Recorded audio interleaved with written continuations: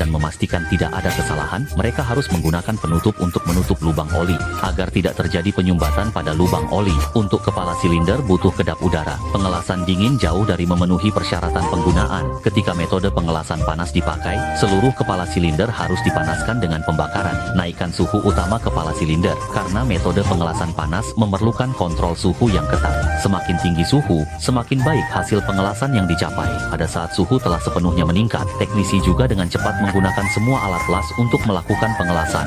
Ini adalah larutan las yang dapat mengisi seluruh celah. Meskipun permukaan kepala silinder dilapisi dengan pelat besi untuk isolasi, perlu untuk mencegah penurunan suhu yang dapat menyebabkan pengelasan tidak kuat. Sang ahli harus mempercepat kecepatan pengelasan hingga retakan di permukaan tertutup sepenuhnya alat pengelasan. Namun, karena retakan di kedua sisi berada di bawah pelat baja, stikan kepala silinder tidak akan bergeser.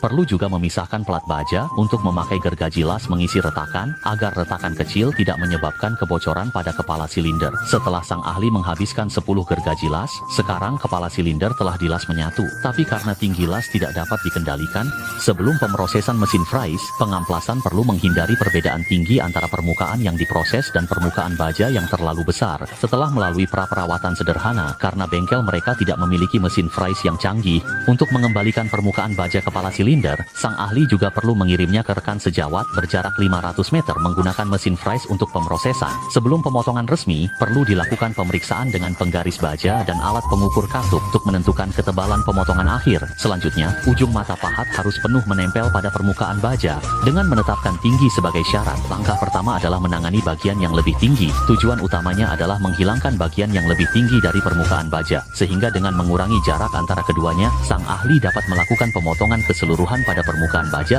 untuk mengembalikan tingkat kelurusan permukaan baja asli. Meskipun pemrosesan